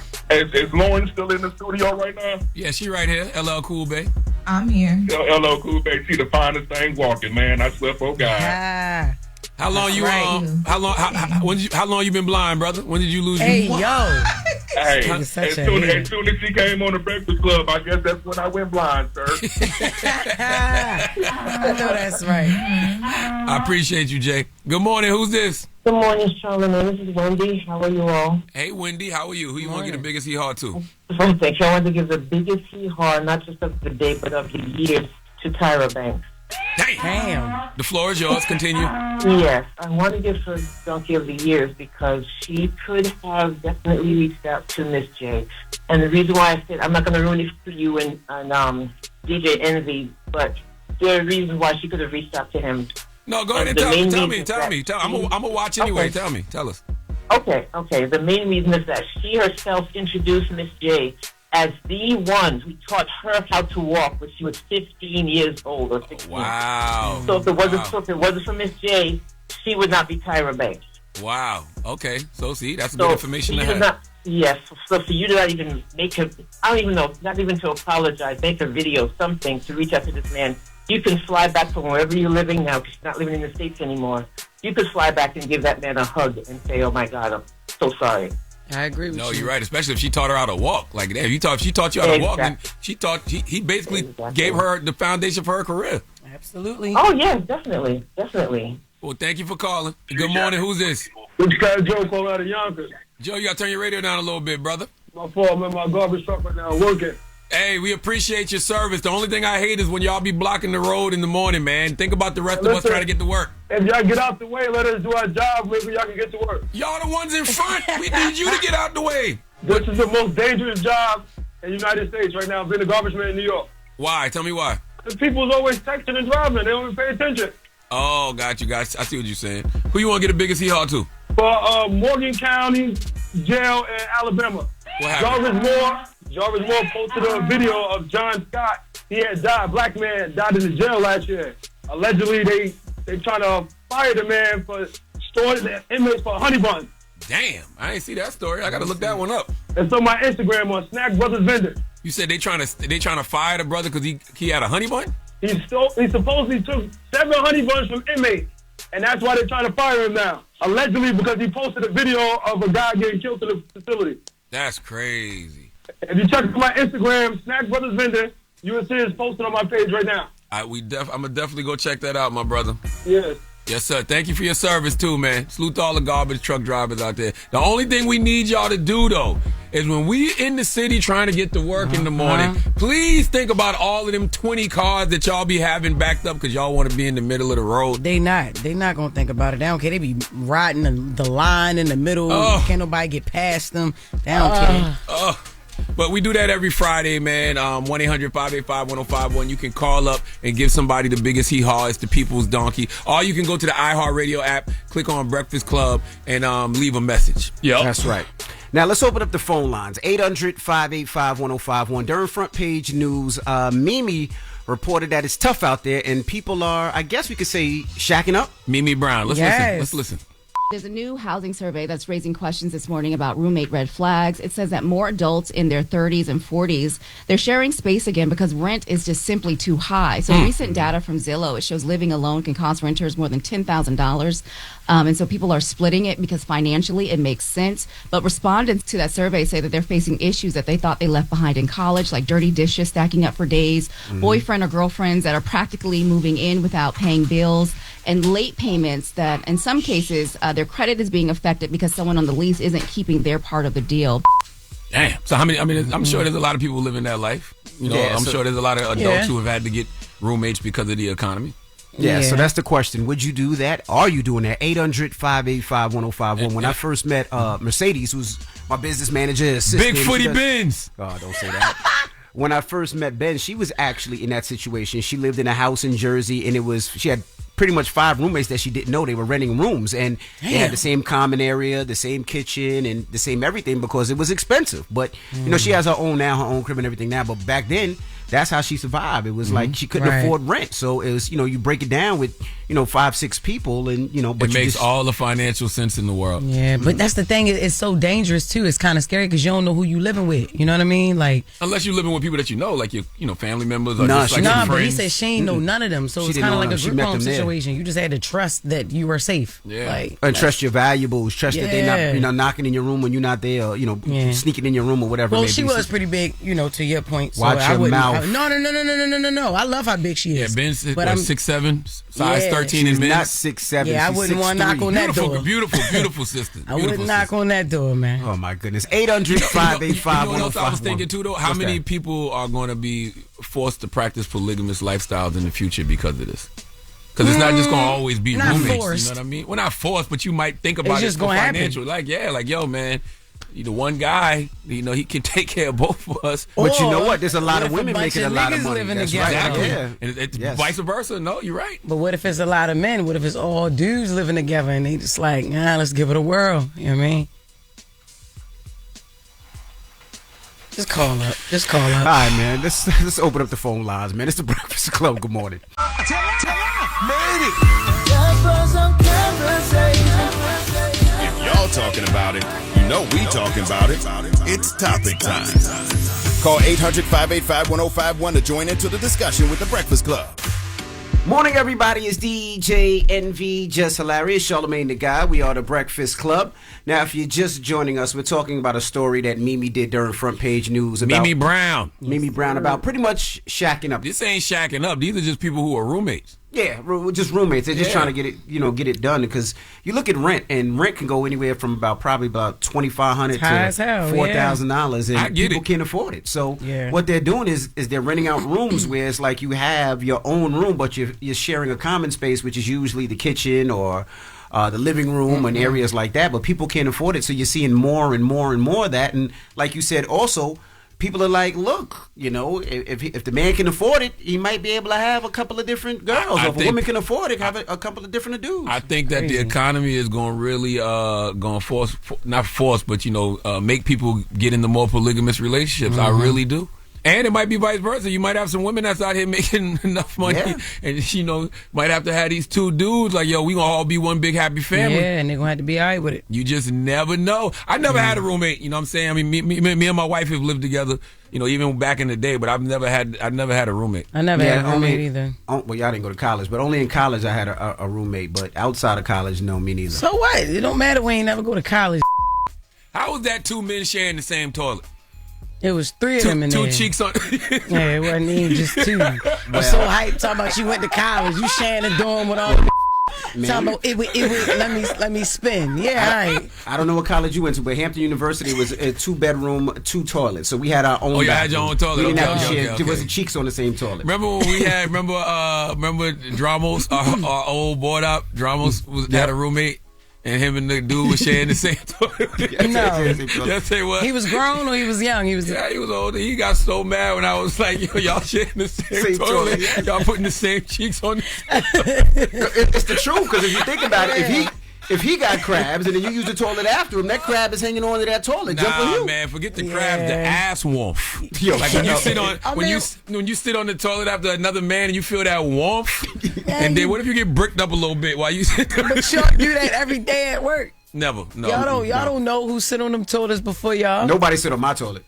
That is different though. It's a little bit more intimate when y'all roommates and y'all two men sharing the same toilet, man. What did you say last hour? Right. Give it a whirl. Yeah, but if it's your roommate, you kind of know his ass a little bit better than you would know a stranger's ass. No, for real. Like if you're living with a person, that's how it starts right there. That's why Biggie said, find yourself in serious. Okay, all right. Let's go to the phone lines. Hello, who's this? This is Will from the Bronx. Peace, Will. Are you against roommates, Will, or shacking up, or having a bunch of men, or even a bunch of women living with you? All right, now I'm gonna be honest with y'all here, man. If it's like childhood friends, as far as men, and we grew up together, then we could work something out. But are you a man or woman? Don't take that disrespectfully. I haven't caught. This is a woman, yo. I'm sorry. You said it, my girl or boy. Yeah, this a girl. I'm a dude, man. I'm a dude. Oh, you just never know. Yo, come on. I knew it was a dude, but I understand what Jess saying, because Yo, studs beat players too. Yeah. That's all she said. You got the voice on. I'm sorry, yo. Nah, yeah, don't do me like that, man. Come on.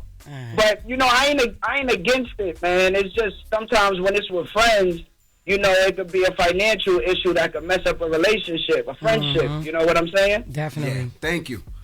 Well, so I appreciate y'all for getting me through. I just want to shout out Soundview, the Bronx, and my Uncle KT. Get well. All right. Well, 800-585-1051. Mimi was from Front Page News was talking about people are shacking up. They're living with each other. No, stop saying shacking up. Shacking up is something different. Like somebody's grandmother. Yeah, me and my wife used to shack up because we was a couple. We weren't married. That's what you call shacking up. Right. These are people who are actually roommates because, financially they can't afford to rent on their own. Like, this ain't no shacking up. Ain't no loving going on. Now, I'm trying to get the polygamy question going, but ain't nobody biting on the polygamy. Nobody want to do that. Yeah. Now, if you're just joining us, Mimi during Front Page News, she was talking about how difficult it is out there for homeowners, and she said people are having roommates, living with each other. So let's listen. There's a new housing survey that's raising questions this morning about roommate red flags. It says that more adults in their 30s and 40s, they're sharing space again because rent is just simply too high. So recent data from Zillow, it shows living alone can cost renters more than $10,000. And so people are splitting it because financially it makes sense. But respondents to that survey say that they're facing issues that they thought they left behind in college, like dirty dishes stacking up for days, boyfriend or girlfriends that are practically moving in without paying bills, and late payments that in some cases their credit is being affected because someone on the lease isn't keeping their part of the deal. I completely get it. I know that there's a lot of people living that life. I'm sure it's a lot of adults that have to have roommates because of the economy. So, I understand. Like, you got to do what you got to do till you get back on your feet, man. I don't see the problem with it. But if you got 4 or 5 roommates, right? 4 or 5 is crazy. I don't even know, what kind of place are y'all living in that y'all got 4 or 5 roommates? Well, people got to do it. That's how they got to afford it. 4 or 5? Already do that in New York City. Y'all be surprised how many people are already doing that in New York right now. Does a girl come back to your crib if you got that many roommates? 4 or 5 crazy. No, probably not. Nah, you can't. You shouldn't even want nobody to know you live with 4 or 5 people. That's right. And them walls too thin. Like, them walls too thin. A girl not going to be able to get loose with 4 or 5 roommates. And God forbid you be gay. See, man. I'm just saying, you bring a bottom back to the crib. Like, that's just too loud, yo. What they say, Jess? It's going to be too much. Jesus Christ. Let's go to the phone lines. Hello, who's this? Good news from the belt. Hey, what's up, brother? Talk to us. What's your thoughts? Man, I tell you this stuff is real because out here in Long Island, depending on where you at, it got to cost you you got to make $51,000 a year in order to qualify for low income housing. In order to qualify for low income housing, you got to make that. Yes, you got to make at least $51,000. That's crazy. Yeah. Damn. So you got a roommate, brother? Yeah, shoot, we got to rent a room. Shoot, that's the best way to do it. So I told you that that's a lot of people do that. How many people live in your house that you live in? Pretty much just about 3 of us. Okay, but it's your crib. You just rent the other rooms out. Yeah. Oh no, hell no. I'm renting from someone else. Oh, got you. Do you bring girls back over and stuff like that? No, you got to be respectful of the house. True. Oh, wow. Okay. So you rent a room when you want some cheeks? Hotel, yeah. That's what I said. But see, you spending money on hotels. You know what I mean? When you can be. Because he's too embarrassed to bring the girl back. Yeah, but how much is your rent? Not embarrassed, but you just got to be respectful of the house rules. Respectful of the house. Yeah, I don't think got you. There's nothing to be embarrassed about. No, not to be embarrassed, but that's kicking out more bread. If he already can't afford to live on his own, you getting hotels for cheeks. I mean, just got a point. You got to upgrade the female. Yeah, but if she got home spots, she could go over here too. True. How much is your rent, bro? That's what I was right to say. It depends on the type of woman. Oh no, I ain't telling that. I ain't putting that out there. We don't know you, what bro. What you asking? I asked him how much his rent is. That's all. Oh yeah. How much it is? Bunch of my coworkers is listening to this. That's right. Don't let them mess up your situation, bro. All right, man. Thank you, brother. Damn. I ain't telling y'all. Ain't nobody on the line that practice a polygamous lifestyle to save money. None of the women. I thought we was gonna get at least some women to call. Damn. Because they be the first ones with it. Well. What's the moral of the story, sir? Because we don't have that on the line. It ain't that many people. That's how you know it ain't that many people out there that's willing to do that. You're right. The moral of the story to me is nothing. It's just like, people doing what they got to do to survive. I'm not judging nobody. Like I think that new survey says a lot. It says a lot about where the economy is, and people are literally doing what they got to do to get by. So I get it. I understand. Yeah, I just always worry about the safety issue, right? Because you don't know who you're living with. You don't know, where they came from or what their intentions are. So that's the scary part about it, Got mental illness and all this type of stuff. You just never know. Be thieving. That's true. I mean, yeah, just imagine living with Jess. Imagine living with me. It's like living in paradise, baby. Don't play with me. Don't play with me. All right, when we come back, we got Pastor Arce. Nyla will be joining us, so don't go anywhere. It's The Breakfast Club. Good morning. Go.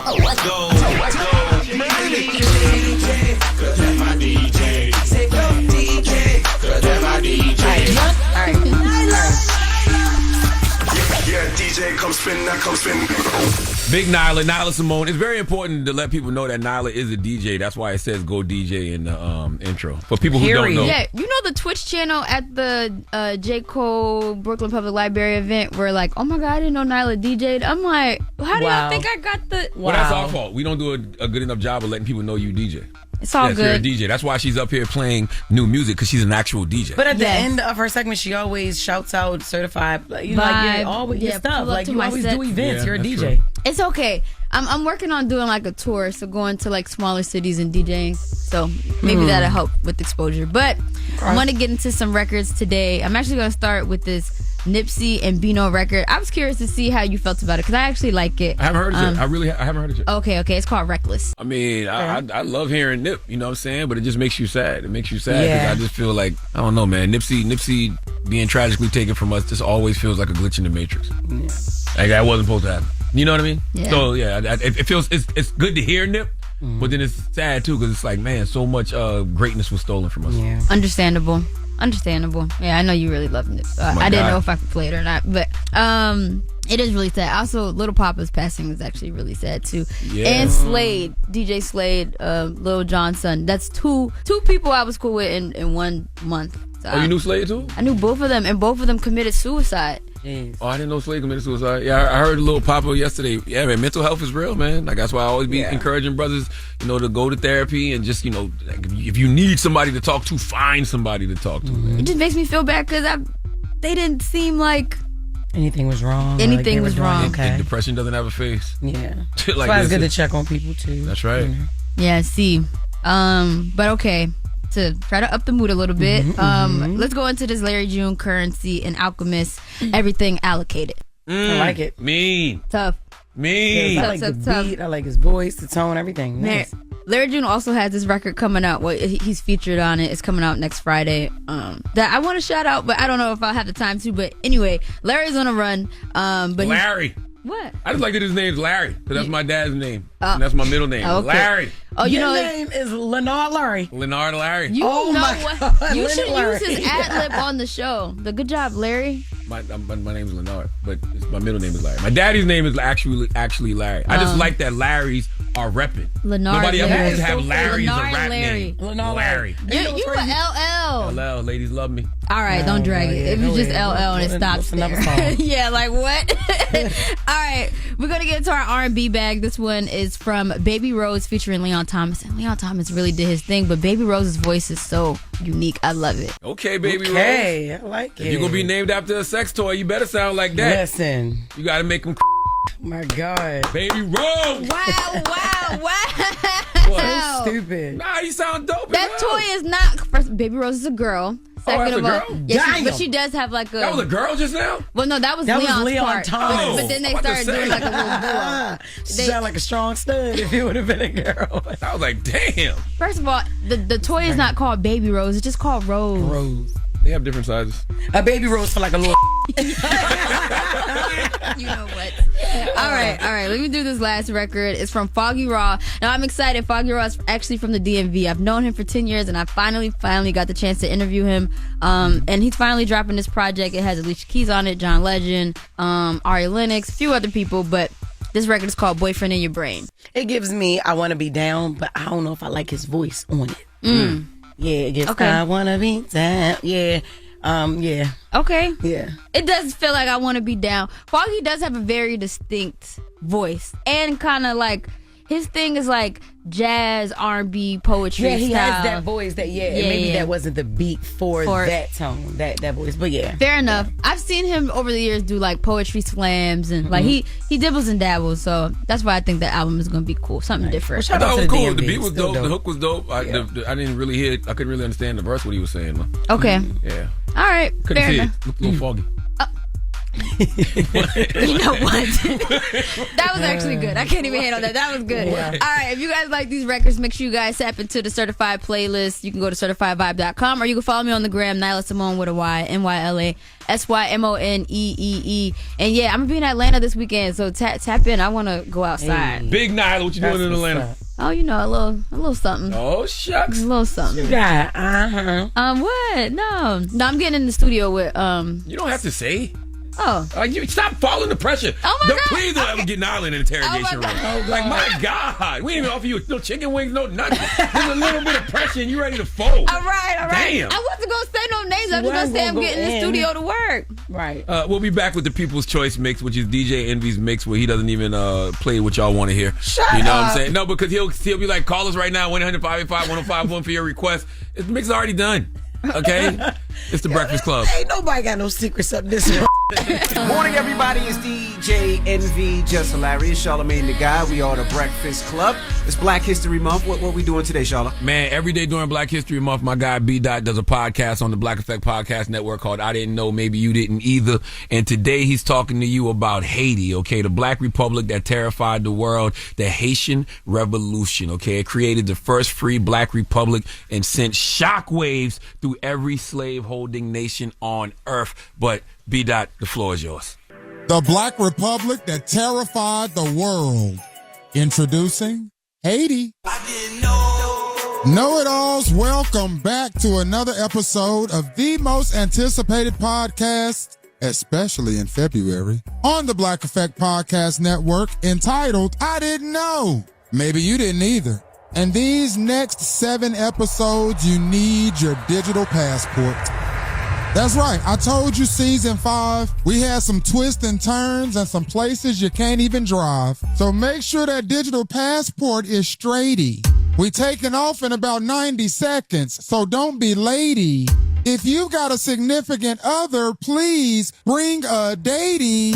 Cause episode 515, we're headed to Haiti. But before we hop on flight 1619, it is customary that we give you 3 of the most useless facts you'll never need ever. Not a day in life.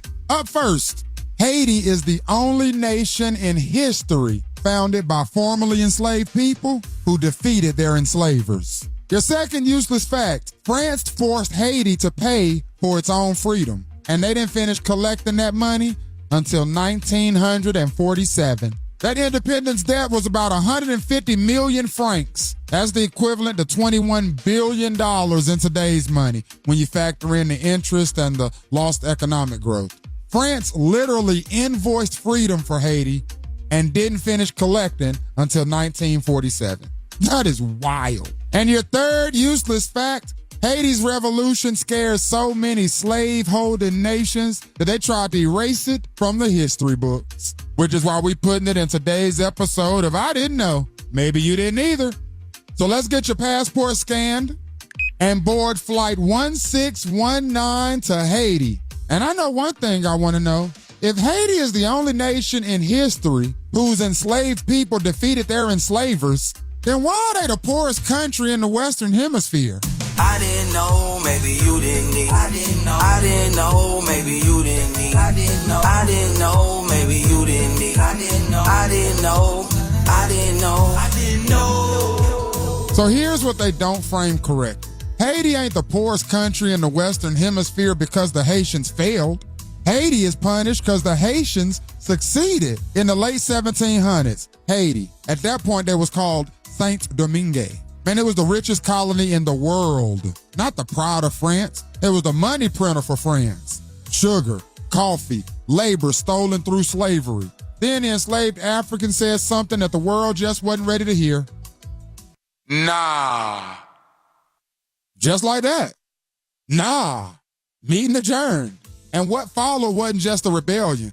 It was a full military revolution. It was organized. It was strategic. And above all, it was successful. Man, enslaved black folk beat the French armies. They put belt to the British forces. They spanked the Spanish troops back to back to back, like the 91, 92, and 93 Bulls. And Michael Jordan would have been Toussaint L'Ouverture. He was the revolution's leader. Bruh never lost a major battle. He was 6-0 in finals. Napoleon Bonaparte sent 40,000 troops to Haiti. Most of them never made it back home. And in 1804, Haiti became the first black republic. Now here's the part that terrified the entire world. Haiti didn't just free itself. It proved that enslaved black folk could organize governments, run economies, defeat empires. Well, that broke the lie that was holding slavery together. So Europe and the United States got on a FaceTime and said, cool, but we can't let this look normal. France demanded that Haiti pay for the loss of enslaved people. Other nations, they refused to trade with Haiti. The United States didn't officially recognize Haiti until 1862, damn near 60 years after their independence. Do you know what was happening in the United States in 1862? They were still enslaving black folk. Haiti wasn't isolated because it failed. Haiti ain't the poorest country in the Western Hemisphere because it failed. Haiti ain't destitute because it failed. Haiti is all of those things because it worked. A century after Haiti shocked the world, Carter G. Woodson created Negro History Week because he knew stories like this would be buried. Not because they weren't important, but because they dangerous. Haiti proved that black freedom was possible without approval. And that scared everybody. Look, if Black History Month is celebrating its 100th year, Haiti been celebrating black freedom since 1804. And I didn't know. Maybe you didn't either. I didn't know. Congratulations, your passport has been stamped. Next stop, Mexico. I will salute to B. Daht. That's right. Make sure you subscribe to the I Didn't Know, Maybe You Didn't Either podcast on the Black Effect Podcast Network. Now, every once in a while, Jess, I think during her high time, she comes up with these random facts. So she has one today. I don't come up with them. These are things that people need to know. All right? Did y'all know in the medieval times, people believed sneezing expelled demons, which is why they said, bless you. Oh. You have to stop. Did you? But did you know? Yes, man. No, you didn't. Yes, you didn't know that. You weren't even around man. in the medieval times. We always knew that sneezes used to be considered a demonic expulsion. Yes. And that is why people said God bless you, because they thought it was your soul leaving your body. So they would say God bless you before your soul was snatched away by a demon. I'm from the South. Okay, yeah, I forgot all about all that. There was a whole fear of losing somebody's soul, so they would say God bless you. It was literally about soul protection. Because you're from the North, and you didn't even know that. You just Googled it. No, I didn't. Thanks so much. I'm Where you going to be at this weekend, man? I'm going to be at Richmond, Virginia. I can't wait to get there. Because this job here. Anyway, today and tomorrow, y'all can meet me at the Funny Bone Comedy Club in Richmond, Virginia, 804. I'll be there. And next weekend, Greenville, South Carolina, I'll be at the Comedy Zone. We got 4 shows next weekend as well. Get your tickets if you have not yet. JessHilariousOfficial.com. And listen, you know Jill Scott album is all I've been listening to all week, To Whom It May Concern. And it came to my attention this morning that Loren LoRosa might have gotten a shout out on the Jill Scott album. Now, don't get me wrong; it's clearly a double entendre. Let's hear it, right? Yes, but this is Tierra Whack on Northside off the Jill Scott album. I'm the latest, like Loren. Play it one more time. Hello? Salute to Tierra Whack, Philly's own. That's clearly a double entendre. That is. And this is how much I don't think about Loren LoRosa. I've been hearing that song all week, and it never dawned on me that she was talking about Loren LoRosa. That's because you was thinking Lauryn Hill be late all the time. That's she all is the I was latest thinking. of the late. That's all I was thinking. No, she's talking about Loren LoRosa, because Loren LoRosa always gives us the latest. Yes, I'm not gonna give that to Lauren. And she probably meant latest because Lauren. Nah, that's Hill a double entendre. Whether Tierra Whack meant it or not, it's a double entendre. Yes, it is. Because Loren LoRosa does the latest. Well, I just reached out to Tierra. I just texted her. Apparently, she's not up this early, but she's gonna. I bet you, any amount of money she's talking about Loren LoRosa. I think it's a double entendre. I think it's a double entendre. You want to thank God? You want to thank? Come on, girl. I want to thank God and my mom and my grandma and the girl who DM'd me from Philly. I forget her Instagram name right now. She confirmed it for me because I thought so, and then when she DM'd me, I said I'm not crazy. Period. And Tierra Whack. Exactly. What you mean, and Tierra Whack? That's what you need to thank first. Tierra Whack and Jill Scott. And even if you didn't meet me, it's just cool. It's a double no. It's a double entendre regardless. Tierra Whack is a very witty MC. She knew what she was doing. That was a double entendre. I'm telling my kids this was my short hair like Nia Long moment. I know that's right. All right. Yo, leave us on a positive note, man. The positive note is this, man. Every small, unselfish action nudges the world into a better path. Okay, an accumulation of small acts can change the world. So go be nice to somebody today, man. Go do something unselfish for somebody today, okay? Have a great day. Breakfast Club, bitches! Y'all finished or y'all done? Woke up. Wake you up. Wake that ass up. Program your alarm to Power 105.1 on iHeartRadio.